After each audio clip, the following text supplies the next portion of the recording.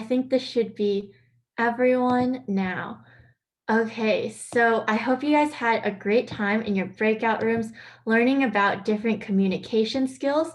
And since each breakout room had a different skill that we focused on, we'll be presenting to each other now. So make sure to take notes about what your other members are presenting to you and see what you can learn from your peers. All right, awesome. We'll start out with Aureli's breakout room. So if Rebecca or Genevieve from Aureli's breakout room want to speak, that would be awesome. And Aurelie can share her screen. Okay, so we're from Hareli's breakout room, and we just read it, right? Yeah, okay. So this is the original letter before we edited it. Okay. Dear Sheriff Grace, my name is Hareli, and I'm a saloon owner out in the Wild West side of town. I know that you're in charge of the south side of town, but I really have to complain to you about the sheriff over where I live, Dusty Darren. He's just not doing his job. I haven't told him these things yet, but I figured that I could tell you. First off, Darren rides his horse all over the west side and through all hours of the night. It's so hard to get things done when all I can hear is horse hooves stomping all over town. On his rides, he also has been pretty reckless with his horse driving. He almost ran over 2 customers that were coming out of my saloon last night. I don't like his horse either. It gave me the stink eye once. Also, Darren takes too long to answer my complaints.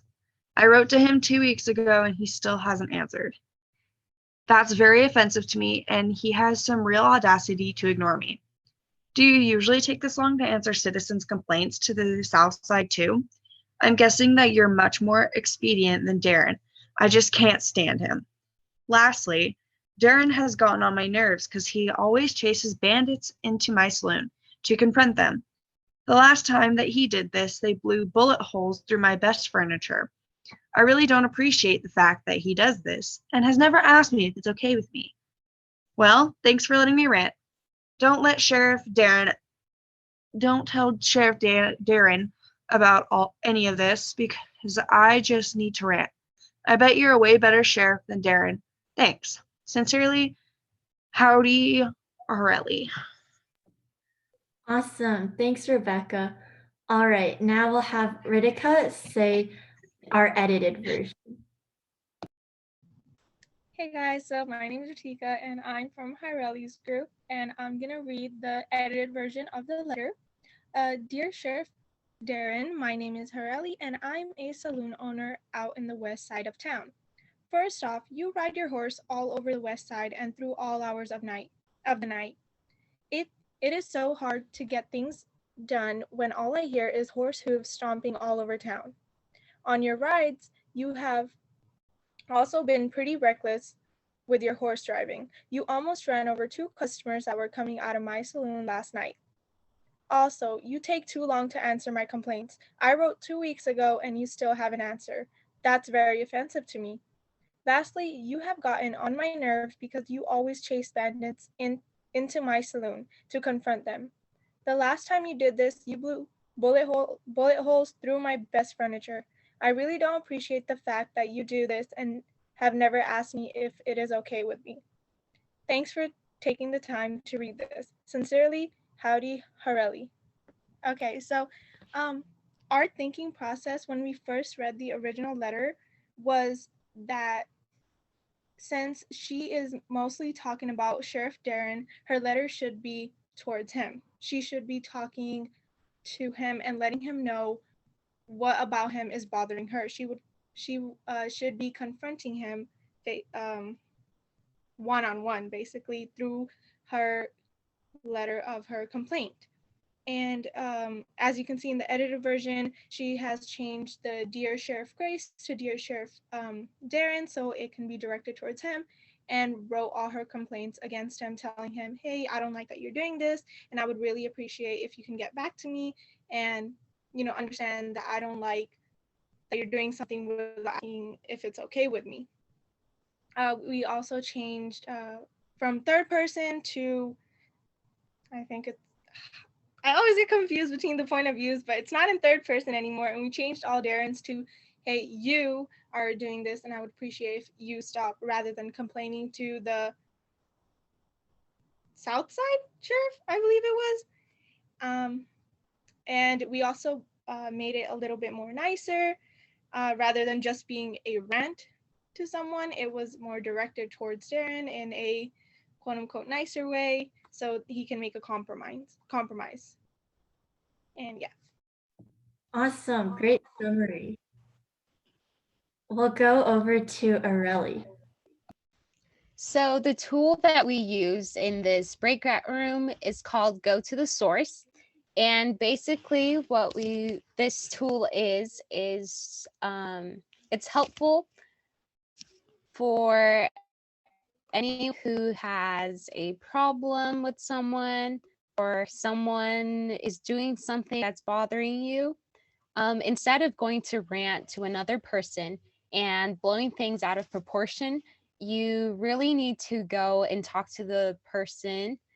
Some tools that Grace showed us were writing a letter to the person and really not delivering it, just writing everything about the person that's really that you really don't like.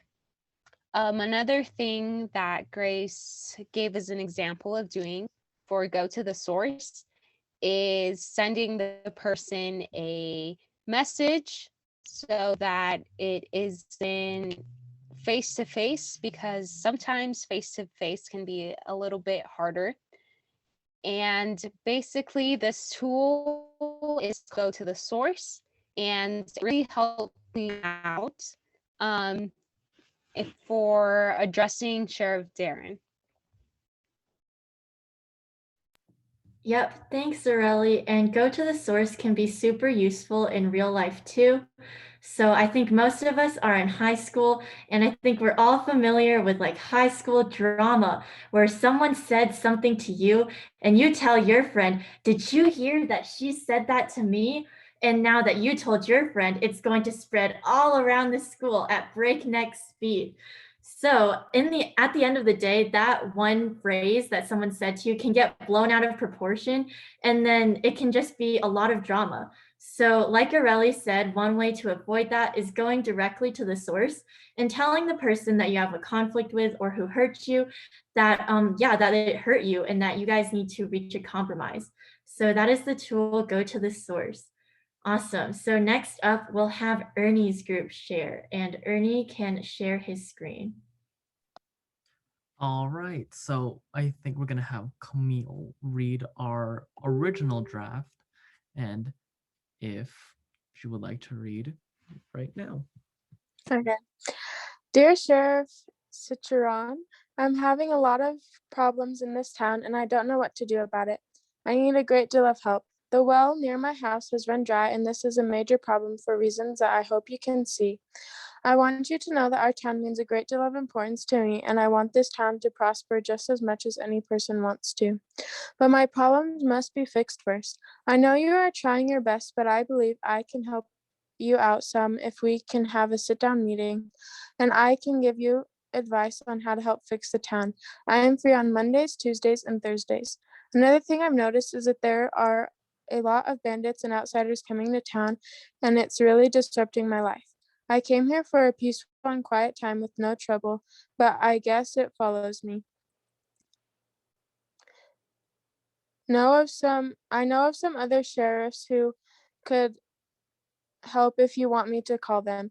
Keep in mind, I really do appreciate your work, but all my problems have really turned my days into a real downer. Sheriff, I'm glad that we had this opportunity to talk with one another, and I'm looking forward to telling you more about my issues with this town soon. Thank you, Sheriff, ye old prospector Ernie. All right, and then now we are going to be sharing our revised letter. If Justine would like to read this. Dear Sheriff Sricharan, the citizens have experienced a lot of problems in this town and we don't know what to do about it. We need a great deal of help. The well near our houses has run dry, and this is a major problem for reasons that we hope you can see. We want you to know that our town means a great deal of importance to us, and we want this town to prosper just as much as any person wants to, but our problems must be fixed first. I believe the town can help you out if we can have a sit down meeting and can give you advice on how to help fix the problems. We are free on Mondays, Tuesdays, and Thursdays. There are a lot of bandits and outsiders coming to town, and it's really disruptive. There are other sheriffs who can help if you want me to call them. Keep in mind, I really do appreciate your work, but all our problems have really turned our days into a real downer, Sheriff. We appreciate the opportunity to talk with you. Thank you, Sheriff, from the members of the town. Okay, so based on so what so according to the our old letters before we start revising this whole letter, we noticed that there are a lot of I's on this whole letter, meaning that this person is really self-centered, and we really don't want self-centered letters when you're communicating with someone, because that person that you're talking to uh wants to wants like they want more to emphasize like not just our you yourself problems, but everyone's problems to get a mean. And if we're writing a letter to someone like the leader, we can't just be self-centered, because that tells us that we sound as informal. So what we did in our letter, we just modified we modified a lot of we modified this whole letter by changing some of the I's to we's or some other types of pronouns in necessary sentences to make this letter more formative, so that the sheriff will be able to accept this letter, if that makes sense. Right. So adding on to it, we use the thing called the I test, in which we screen our letters and all of our posts for pronouns like I, my, or things like relating to a one person when one of the problems deals with the entire community. If we change these pronouns to we's or ours or things like that, then it reaches a broader aspect of people, and people are more open to communication when we change these from a self-centered nature to an inclusive nature. The purpose of the I test is that every once in a while, maybe check what you're reading or what you're writing and think, am I writing this from my problem solely or from everyone's problems? And if you do that, it can lead to a brighter and maybe more inclusive future. And that's what we really discuss. And that's what we did in changing the I's to we's and changing the letter to, we can cut out any of the unnecessary sass too. Ernie, does that mean we have to stop talking in first person and never use I's in the stuff we write? Aha. No, it really does not. And you can see some of these things were changed from we's, but some of the things were also left as I. This is because some of the sentences are really just about one person. Like, I believe, when like, I believe this town can help, I believe the town can help you out if we can have a sit down meeting. That's from the perspective of one person to reach as yield prospector. And that's something that you don't necessarily have to always change it to we, but just every now and then check on whether a sentence can use we or if it just says it as I. Great. Thanks for sharing, Ernie. And thank you to everyone from Ernie's breakout room for sharing about the eye test as well. All right. And lastly, we have Kripa and Vera's breakout room. And go ahead and have Chloe read our original complaint.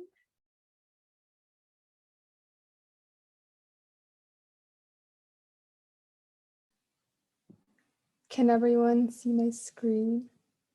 Okay, thank you. Okay, so I'll get started. Dear Sheriff Casual Kripa, my name is Vera and I am an all-state rodeo champion. I have several problems with you. The first being, you are lousy at your job. You don't care about the children in this Wild West community. Just because you don't have any children yourself doesn't mean that you should ignore them and what they need. Maybe you think that acting like a child is helping you, but you would be very wrong to think that. I may be shorter than you, but you're the one who needs to grow up. I've also noticed that you only focus on yourself and ignore the needs of everyone else. All you do is complain about how hard your job is and that you are so busy. I mean, I could do your job in my sleep. Here's a little bit of advice. Maybe try getting off of your cell phone and doing something. Something else that I find amusing is that with all the free time you have from not doing your job, one would assume you could at least shower. After you finish your 5-hour-long lunch break, maybe you could go down and get your name changed from Casual Kripa to Careless Kripa. Sincerely, Walden Vera.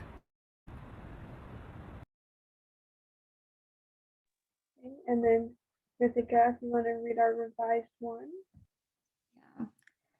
Our revised one is, Dear Sheriff Casual Kripa, my name is Vera and I am an all-state rodeo champion. As an all-state rodeo champion, I take my work very seriously. Recently, I feel like you have been disregarding the rodeo competitions. I feel like you don't care about the children in the Wild West. The town would appreciate it if you would take into account the needs of the children. I have also noticed that you only focus on yourself and ignore the needs of everyone else. I understand that your job is hard and stressful, but maybe you should consider asking for help. Thank you for all the work you've done so far, and I hope that you will take my complaint into consideration. The town would really appreciate it if you would help the children enter the rodeo competition. Sincerely, Weldon Vera. Okay, and then Chloe's going to share a bit about how we made those changes. Yes, so at first, Vera's response or complaint was very combative and aggressive and making personal attacks that didn't seem necessary to what Vera was complaining about. So we added some context, like the rodeo competitions, because Vera thought that Kripa wasn't attentive towards rodeo competitions for children. So that's why she made the complaint, and which is why we added the part about disregarding rodeo competitions. And we also added some good things, like I understand that your job is hard and stressful, but maybe if you need help, we could provide it. And we also added some appreciation, just to, I don't know, make it nice and not call out Kripa for being smelly for no reason. So yeah. Thank you, Chloe. So yeah, the tool that our group used is called Call Up, Not Out. So as you guys could tell from the first original complaint, I kind of was really coming at Krupa there. So I was making a lot of personal direct attacks and just roasting her left and right, which didn't really seem to help anybody. And it just kind of hurt her feelings after talking to her. And so that was kind of calling out. So we changed it to call her up. And so what we did with this is we kind of removed all the personal attacks that didn't really contribute anything to this complaint, and we switched those to constructive criticism. And so one place is we added, we understand that your job is stressful, so we acknowledge her feelings and what she's doing, and kind of was more appreciative to her. And then we offered her a suggestion about how maybe she could ask for help to help improve my concerns. And then it's just really about me. So when I wrote this, I was pretty upset at Karupa. But after revising it, it was a more calm environment and we had more time to kind of think about what we were doing. And so with calling up and not calling out, we want to make sure our criticism is constructive, that we're not just getting angry and just making blunt attacks at people for no reason. And it's always good to throw in something positive in there, just so that way you're not hurting their feelings. So you don't have to always sugarcoat things and go around the bush, but things don't have to be completely direct. And a way this tool has been used in my life personally is, so I play soccer and I do take things kind of personally sometimes, which is something I need to work on. But sometimes in the heat of the game, coaches will be yelling at you and telling you need to do something. And so after talking to my coach, they found a way to give more constructive, positive feedback to me versus rather just, yelling come on, get the ball, or things like that. But good job, Vera. Maybe next time try this or that. So. Awesome. Thanks guys for sharing. And that brings us to the end of our workshop. So I think me and the other sheriffs can all agree that we really love the revised complaints and that we'll definitely address them now. So just one last thing for review, let's take a look at the communication tools we learned about today. So you guys can take a picture of this if you want or a screenshot, but here are the 3 tools that we went over today. So first we have go to the source, which is speaking directly with those that you have conflict with in order to avoid blowing things out of proportion. Next, we have the I test. And you can really use this question to ask if your communication sounds demanding or self-centered. And that really lies in the pronouns. And then we have call up, not out. So encourage people with your constructive criticism. And those are the 3 communication tools that we learned about in today's workshop. All right. So thank you guys so much for attending today, and we hope that you had a great time in the hootin' tootin' Wild West.